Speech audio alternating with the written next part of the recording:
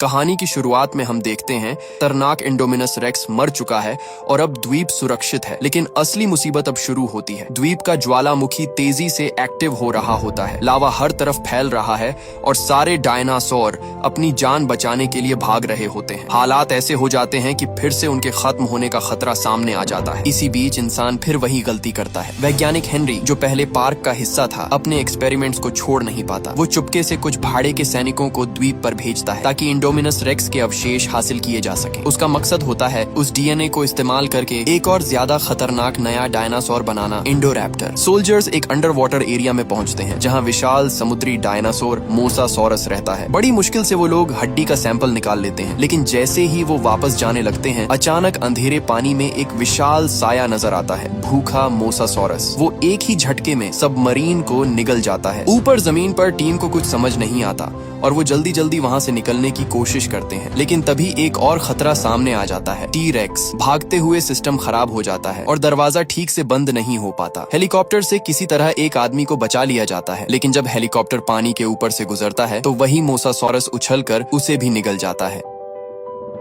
आखिर में मिशन पूरा तो हो जाता है, लेकिन 3 लोगों की जान चली जाती है और मोसासॉरस आजाद हो जाता है। उधर इस पूरी घटना की खबर दुनिया भर में फैल जाती है। अमेरिका की सीनेट में बहस शुरू होती है। क्या इन डायनासोर को बचाया जाए या उन्हें अपने हाल पर छोड़ दिया जाए? कुछ लोग उन्हें बचाने के पक्ष में होते हैं, लेकिन डॉक्टर मैल्कम जैसे लोग इसका विरोध करते हैं, क्योंकि उनके हिसाब से इंसान पहले ही बहुत बड़ी गलती कर चुका है। कहानी आगे बढ़ती है और अब फैसला इंसानों के हाथ में आ जाता है। एक तरफ कुछ लोग कहते हैं कि डायनासोर्स को बचाना नहीं चाहिए। उनका मानना होता है कि ये जीव पहले ही लाखों साल पहले खत्म हो चुके थे और इन्हें वापस लाना कुदरत के खिलाफ था। अब जब आइलैंड पर ज्वालामुखी फटने वाला है तो इन्हें उसी के साथ खत्म हो जाने देना चाहिए, यही सही होगा। डॉक्टर मैल्कम भी इसी बात का समर्थन करते हैं, लेकिन उनकी इस बात पर वहाँ मौजूद लोग गुस्सा हो जाते हैं और उन्हें बेरहम तक कह देते हैं। दूसरी तरफ कुछ लोग डायनासोर्स को बचाने के हक में होते हैं। इस तरफ की लीडर क्लेयर होती है, जो पहले पार्क चलाती थी लेकिन अब डायनासोर्स को बचाने के लिए काम कर रही है। वो हर जगह लोगों से मदद मांगती है ताकि डायनासोर्स को बचाने के लिए कोई कानून बन सके, लेकिन आखिर में हुकूमत साफ मना कर देती है। वो कहती है कि इस मामले में कोई कार्रवाई नहीं होगी। ये सुनकर क्लेयर पूरी तरह टूट जाती है, क्योंकि उसकी सारी मेहनत बेकार चली जाती है। तभी अचानक उसे एक फोन आता है जो उसकी उम्मीद वापस जगा देता है। उसे एक बड़े आलीशान घर में बुलाया जाता है जिसका मालिक बेंजामिन होता है, वही आदमी जो पहले जुरासिक पार्क के फाउंडर का पार्टनर रह चुका होता है। वहाँ पहुंचकर क्लेयर को उनके पुराने ताल्लुकात और एक नए प्लान के बारे में पता चलता है कि बेंजामिन और हैमंड का एक ही सपना था, खत्म हो चुके डायनासोर्स को फिर से जिंदा करना। इसी सपने को पूरा करने के लिए उन्होंने अपने घर के नीचे एक सीक्रेट लैब बनाई थी जहां साइंटिस्ट हेनरी काम करता था। यहीं पर पुराने मच्छरों से डीएनए निकालकर डायनासोर्स को वापस लाने का काम शुरू हुआ था। थोड़ी देर बात करने के बाद इलाई क्लेयर को असली वजह बताता है कि उसे यहाँ क्यों बुलाया गया है। बेंजामिन को भी आइलैंड पर आने वाले ज्वालामुखी के खतरे का पता चल चुका होता है। वो कहता है कि ये डायनासोर्स उसकी और हैमंड की पूरी जिंदगी की मेहनत है। इलाई बताता है कि बेंजामिन के पास एक और आइलैंड है जो दुनिया से अलग है और वहाँ का माहौल डायनासोर्स के लिए बिल्कुल सही है। अगर उन्हें वहाँ ले जाया जाए तो वो बिना किसी खतरे के आराम से जी सकते हैं। तभी बेंजामिन खुद व्हीलचेयर पर वहाँ आता है और क्लेयर का हाथ पकड़कर उससे कहता है कि वो इन डायनासोर्स को बचाए। क्लेयर भी बिना मना किए इस काम के लिए तैयार हो जाती है। इसके बाद वो लोग प्लान बनाते हैं। इलाई बताता है कि पुराने जुरासिक पार्क में हर डायनासोर के शरीर में एक ट्रैकिंग चिप लगाई गई थी। क्लेयर, जो पहले पार्क की मैनेजर रह चुकी है, उस सिस्टम को फिर से चालू करके हर डायनासोर की लोकेशन पता कर सकती है। इससे कम समय में ज्यादा डायनासोर्स को बचाना आसान हो जाएगा। लेकिन इलाई एक और बात बताता है। इस मिशन में एक खास डायनासोर सबसे ज्यादा जरूरी है और वो है ब्लू रैप्टर, क्योंकि वही इस पूरे प्लान की सबसे अहम कड़ी बनने वाली है। इलाई क्लेयर को बताता है कि रैप्टर लड़ाकू डायनासोर वैसे ही बहुत समझदार होते हैं और ट्रेनिंग की वजह से ब्लू तो और भी ज्यादा इंटेलिजेंट है। वो कहता है कि ब्लू शायद धरती का दूसरा सबसे समझदार जीव है। 3 साल पहले हुई लड़ाई में 4 में से 3 रैप्टर मर चुके हैं, इसलिए अब किसी भी हालत में ब्लू को बचाना बहुत जरूरी है। यहाँ एक जरूरी बात सामने आती है, इन डायनासोर्स को शिफ्ट क्यों करना पड़ रहा है? असल में आइलैंड पर पैदा होने से पहले ही उनके डीएनए में बदलाव किया गया था ताकि सारे डायनासोर्स फीमेल हों और वो खुद से बढ़ न सकें। मतलब अगर उन्हें अभी नहीं बचाया गया तो उनकी पूरी प्रजाति हमेशा के लिए खत्म हो जाएगी। जब क्लेयर कहती है कि ब्लू को पकड़ना आसान नहीं होगा तो इलाई उसे सलाह देता है कि वो ओवेन को इस मिशन में शामिल करे। क्लेयर और ओवेन पहले साथ थे, लेकिन इंडोमिनस रेक्स वाली घटना के बाद उनका रिश्ता टूट गया था। ओवेन बताता है कि उसे पहले ही इस मिशन के लिए बुलाया गया था, लेकिन उसने मना कर दिया था क्योंकि वो अपनी नई जिंदगी में खुश था। क्लेयर उससे ज्यादा बहस नहीं करती, बस इतना कहती है कि वो अपने अंदर की अच्छाई को नजरअंदाज न करे और वहाँ से चली जाती है। बाद में ओवेन अपने पुराने वीडियो देखता है जिसमें वो रैप्टर्स को ट्रेन करता था। उसे याद आता है कि 4 में से अब सिर्फ ब्लू ही बची है। आखिरकार वो अपने दिल की सुनता है और इस मिशन में शामिल होने का फैसला कर लेता है। अब एक टीम तैयार होती है। क्लेयर, ओवेन, एक डॉक्टर और एक प्रोग्रामर, सब लोग प्लेन में बैठकर आइलैंड की तरफ निकलते हैं। कुछ ही समय में वो वहाँ पहुँच जाते हैं। जो आइलैंड पहले हजारों टूरिस्ट से भरा रहता था, अब ज्वालामुखी की वजह से खतरे की जगह बन चुका है। वहाँ उनका सामना एक भाड़े के सैनिकों के लीडर से होता है जो खुद को उनकी मदद के लिए आया हुआ बताता है। लेकिन ओवेन को शुरुआत से ही उस पर शक होता है कि मामला उतना सीधा नहीं है। सब लोग तैयार होकर गाड़ियों में बैठकर आइलैंड के अंदर वाले हिस्से की तरफ बढ़ते हैं। जैसे ही वो कंट्रोल सेंटर पहुंचते हैं, अचानक एक जोरदार आवाज आती है। एक लड़की बाहर देखती है और तुरंत गाड़ी से उतर जाती है। तभी उनके सामने एक बहुत बड़ा डायनासोर आता है जिसकी ऊंचाई बहुत ज्यादा होती है, लेकिन वो घास खाने वाला होता है, इसीलिए किसी पर हमला नहीं करता। सब लोग थोड़ा राहत की सांस लेते हैं। प्लान के मुताबिक फ्रैंकलिन सिस्टम चालू करता है और क्लेयर अपने हाथ से लॉग इन करके ट्रैकिंग सिस्टम रीस्टार्ट करती है। तुरंत स्क्रीन पर आइलैंड के सारे डायनासोर्स की लोकेशन दिखने लगती है। थोड़ी ही देर में ब्लू रैप्टर की लोकेशन भी मिल जाती है। क्योंकि ये मिशन का सबसे जरूरी हिस्सा है, इसलिए ओवेन खुद जाने का फैसला करता है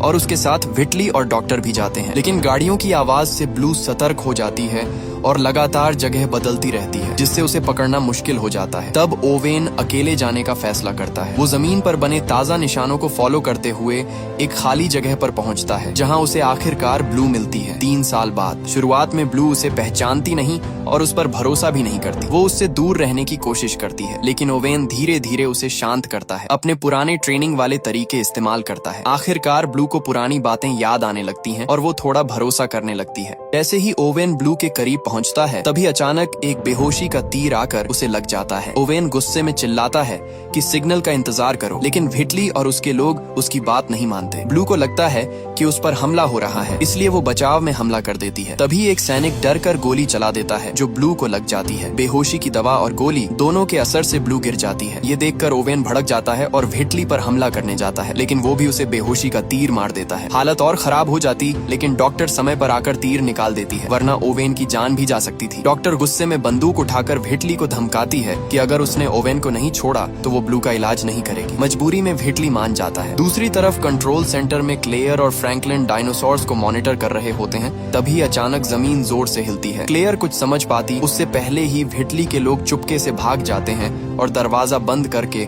उन्हें अंदर फंसा देते हैं। तभी पता चलता है कि ज्वालामुखी पूरी तरह फट चुका है। व्हिटली और उसकी टीम को अब किसी की परवाह नहीं होती। वो बस पकड़े गए डायनासोर्स को लेकर वहाँ से भाग रहे होते हैं। असल सच्चाई अब सामने आती है। ये पूरा रेस्क्यू मिशन एक झूठ था। इलाय और व्हिटली मिलकर डायनासोर्स को बेचने का प्लान बना चुके होते हैं। उनकी बात एक छोटी लड़की सुन लेती है, लेकिन उसे डांट कर चुप करा दिया जाता है। उधर क्लेयर और फ्रैंकलिन कंट्रोल सेंटर में फंसे होते हैं, लेकिन हार नहीं मानते। वो बाहर निकलने का रास्ता ढूंढते हैं और आखिरकार एक गुप्त रास्ता मिल जाता है। लेकिन जैसे ही वो आगे बढ़ते हैं, सिस्टम अलर्ट देता है कि अंदर कोई खतरनाक जीव है। तभी अंधेरे में एक डरावना डायनासोर सामने आता है। उसी वक्त लावा भी अंदर आने लगता है, जिससे हालात और खतरनाक हो जाते हैं। किसी तरह वो उस डायनासोर से बचते हैं और पास के एक इमरजेंसी रास्ते से बाहर निकल जाते हैं, लेकिन खतरा अभी खत्म नहीं हुआ होता। दूसरी तरफ ओवेन, जो बेहोशी के असर में होता है, एक और बड़े डायनासोर के सामने आ जाता है और अब उसकी जान फिर से खतरे में पड़ जाती है।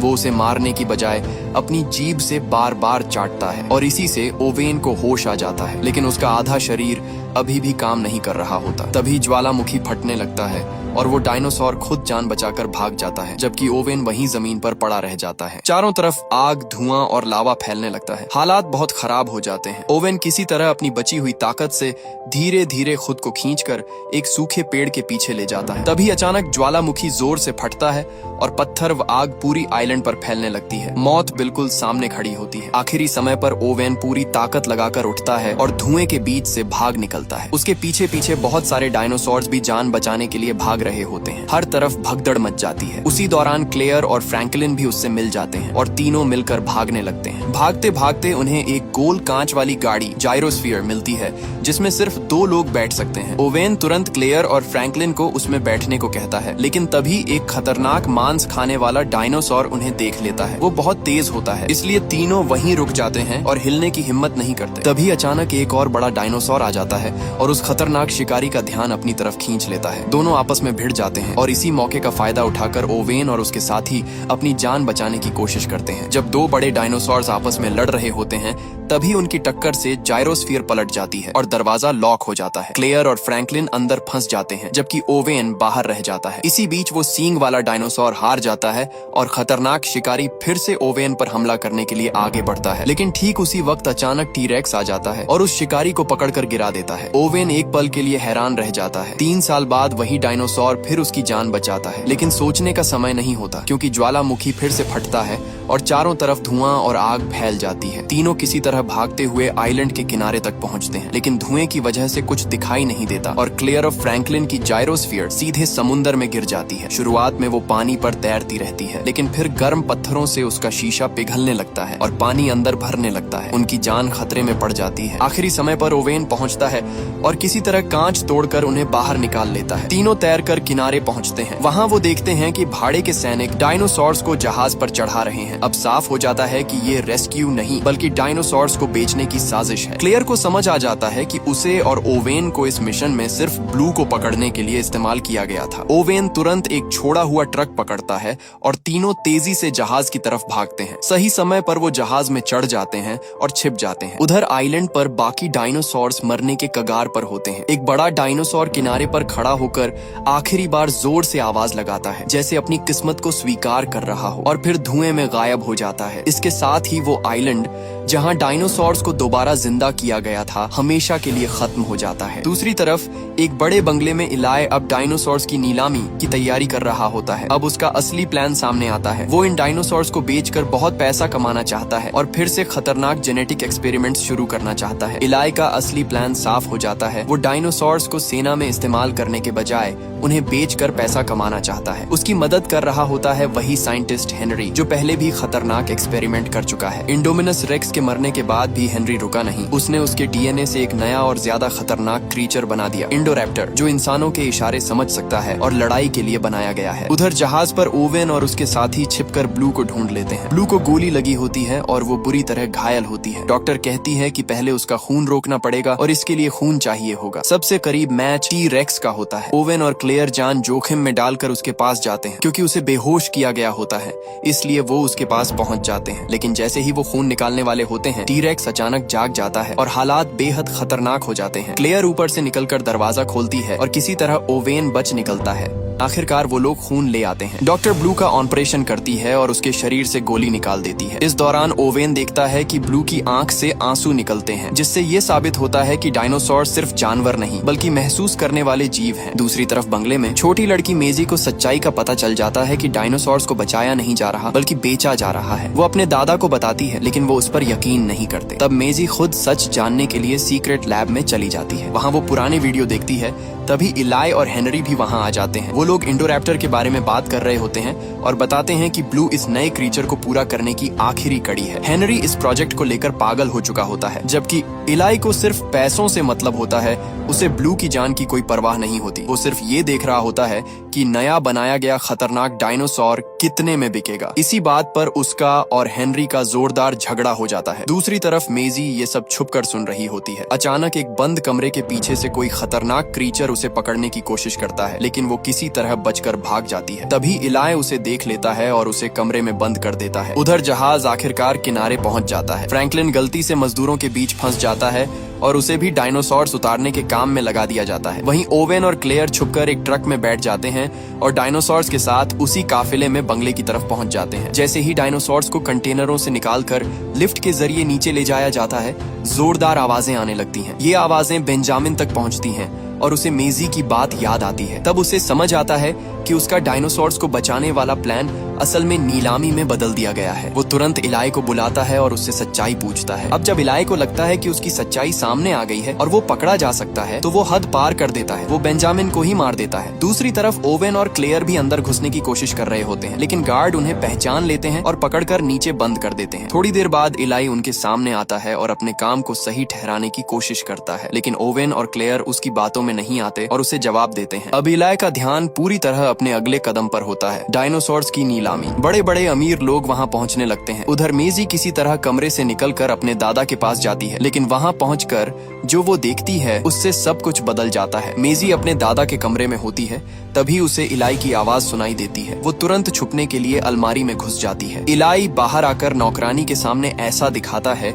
जैसे बेंजामिन की मौत अचानक हुई हो। फिर वो उसे नौकरी से निकाल देता है। नौकरानी मेजी के लिए रुकना चाहती है, लेकिन इलाई उसे अपने अधिकार से दबाकर भेज देता है। छुपी हुई मेजी ये सब सुन लेती है और उसे एक फोटो में अपने जैसी दिखने वाली लड़की भी नजर आती है, जिससे वो और डर जाती है। उधर नीचे कैद में क्लेयर को पछतावा होता है कि उसने गलत लोगों पर भरोसा किया और ओवेन को भी इस मुसीबत में डाल दिया। ओवेन फिर भी हार नहीं मानता। उसे पास वाले कमरे में एक ऐसा डायनासोर दिखता है जिसके सिर की हड्डी बहुत मजबूत होती है। वो उसे आवाज देकर उकसाता है और वो डायनासोर दीवार तोड़ देता है। फिर उसी की मदद से वो लोग जेल का दरवाजा भी तोड़कर बाहर निकल जाते हैं। जैसे ही वो बाहर आते हैं, उनकी मुलाकात मेजी से होती है। मेजी रो रही होती है क्योंकि उसके दादा मर चुके हैं और उसका ख्याल रखने वाला भी जा चुका है। अब वो पूरी तरह अकेली होती है। ये देखकर ओवेन और क्लेयर फैसला करते हैं कि उसे अपने साथ लेकर निकलेंगे। इसी बीच ऊपर नीलामी शुरू हो चुकी होती है। बड़े बड़े अमीर लोग डायनासोर्स को खरीदने के लिए बोली लगा रहे होते हैं। हर कोई जल्दी में है कि कहीं मौका हाथ से न निकल जाए। इलाई स्क्रीन पर बढ़ती कीमत देखकर खुश हो रहा होता है। फिर माहौल को और गर्म करने के लिए इलाई एक नया खतरनाक क्रीचर दिखाता है, इंडोरैप्टर। ये ऐसा डायनासोर है जो इंसानों के इशारे समझ सकता है और उसे खास तौर पर लड़ाई के लिए बनाया गया है। उसकी खासियतें देखकर सब हैरान रह जाते हैं और उसकी कीमत लाखों करोड़ों में पहुंच जाती है। हालांकि वो अभी पूरी तरह तैयार नहीं होता क्योंकि उसमें ब्लू का डीएनए बाकी होता है, लेकिन पैसों के लालच में इलाई फिर भी उसे बेचने के लिए तैयार हो जाता है। इंडोरैप्टर को 2300 लाख की शुरुआती कीमत पर नीलामी में शामिल कर दिया जाता है। ये देखकर हेनरी को बहुत गुस्सा आता है क्योंकि उसके हिसाब से ये क्रीचर अभी पूरा नहीं बना था। उसे लगता है कि उसकी मेहनत को समझे बिना ही लोग इसे बेचने पर तुले हुए हैं। ओवेन ये सब देख रहा होता है। उसे पहले की घटनाएं याद होती हैं और वो समझ जाता है कि ये नया डायनासोर पहले से भी ज्यादा खतरनाक है। इसलिए वो फैसला करता है कि किसी भी हालत में इसे यहाँ से बाहर नहीं जाने देगा। जैसे ही नीलामी खत्म होने वाली होती है, ओवेन एक प्लान बनाता है। वो उस मजबूत सिर वाले डायनासोर जिसे पहले उसने छुड़ाया था को नीलामी हॉल में छोड़ देता है। वो डायनासोर अंदर आते ही सब कुछ तोड़ फोड़ करने लगता है। पूरा हॉल अफरा तफरी में बदल जाता है और लोग जान बचाकर भागने लगते हैं। सैनिक उसे मारने की कोशिश करते हैं, लेकिन ओवेन बीच में आकर उन्हें रोक देता है। वो बिना हथियार के ही सब पर भारी पड़ता है और हालात और बिगड़ जाते हैं। इलाई तुरंत आदेश देता है कि इंडोरैप्टर को वहाँ से हटाया जाए, लेकिन तब तक बहुत देर हो चुकी होती है। उधर खरीदार डर कर भाग जाते हैं और नीलामी रुक जाती है। इसी बीच भिटली वापस आता है और उस खतरनाक डायनासोर को देखकर उसके लालच में आ जाता है। वो उसे बेहोशी का तीर मारता है और उसके पिंजरे के अंदर चला जाता है, सिर्फ उसके दांत निकालकर ट्रॉफी बनाने के लिए। लेकिन वो एक बड़ी गलती कर देता है क्योंकि जो डायनासोर उसे बेहोश लग रहा था वो असल में पूरी तरह होश में होता है और अगले ही पल कुछ ऐसा होता है जो सबको हिला कर रख देता है। वो उस पर हमला कर देता है और भिटली अपनी जान गंवा बैठता है। अब ये खतरनाक क्रीचर आजाद हो चुका होता है और पूरा बंगला मौत के खतरे में आ जाता है। उधर ओवेन, क्लेयर और मेजी को अभी तक पता नहीं होता कि इंडोरैप्टर भाग चुका है। वो वहाँ से निकलने की कोशिश करते हैं, तभी इलाई रास्ता रोक लेता है। मेजी को अपने खिलाफ देखकर वो एक बड़ा राज खोल देता है। वो बताता है कि मेजी असल में बेंजामिन की असली पोती नहीं बल्कि उसकी बेटी का क्लोन है जिसे वापस पाने के लिए बनाया गया था। लेकिन इलाई अपनी बात पूरी कर पाता उससे पहले ही इंडोरैप्टर अचानक आकर उसके आदमियों पर हमला कर देता है। ये देखकर सबके होश उड़ जाते हैं और अब हर कोई सिर्फ अपनी जान बचाने के बारे में सोचता है। दूसरी तरफ लैब में हेनरी भागने की तैयारी कर रहा होता है। वो सारे जरूरी सामान पैक करता है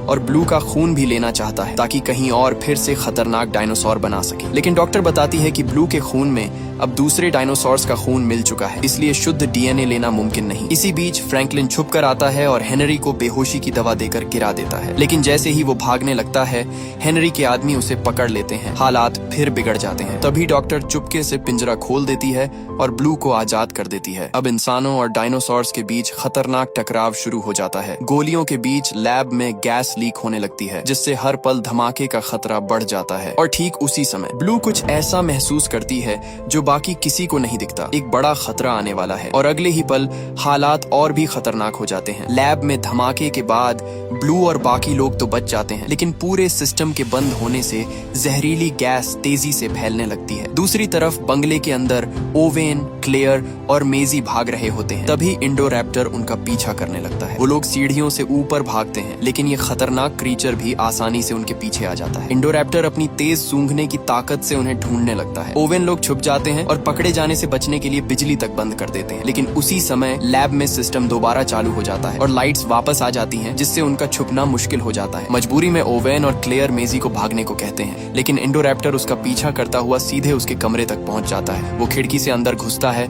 और डरी हुई मेजी को देखता है। जैसे ही वो हमला करने वाला होता है तभी ओवेन अंदर आकर उस पर गोली चलाता है, लेकिन उसके पास सिर्फ 3 गोलियां होती हैं जो ज्यादा असर नहीं करती। अब इंडोरैप्टर धीरे धीरे ओवेन की तरफ बढ़ता है, जैसे उसे खत्म करने वाला हो। तभी अचानक ब्लू वहां पहुंचती है और दोनों खतरनाक डायनासोर्स आपस में लड़ने लगते हैं। दोनों की लड़ाई बहुत जबरदस्त होती है। इस मौके का फायदा उठाकर ओवेन मेजी को लेकर वहां से निकलने की कोशिश करता है, लेकिन इंडोरैप्टर गिरने के बाद फिर उठता है और उन्हें घेर लेता है। ऊपर से बारिश शुरू हो जाती है, जिससे हालात और खराब हो जाते हैं और मेजी फिसलने लगती है। जब सब कुछ खत्म होता हुआ लगता है तभी क्लेयर वापस आती है और इंडोरैप्टर का ध्यान अपनी तरफ खींचती है। ओवेन और क्लेयर मिलकर उसे जाल में फंसाने की कोशिश करते हैं। वो उसे कांच की छत की तरफ ले जाते हैं ताकि वो नीचे गिर जाए, लेकिन इंडोरैप्टर इतनी आसानी से हार मानने वाला नहीं होता। वो वापस ऊपर चढ़ आता है। अब ओवेन के पास कोई प्लान नहीं बचता और तभी आखिरी उम्मीद बनकर ब्लू फिर से सामने आती है, पूरी ताकत के साथ हमला करने के लिए। इंडोरैप्टर के मरने के बाद भी खतरा खत्म नहीं होता, क्योंकि लैब में हुए धमाके की वजह से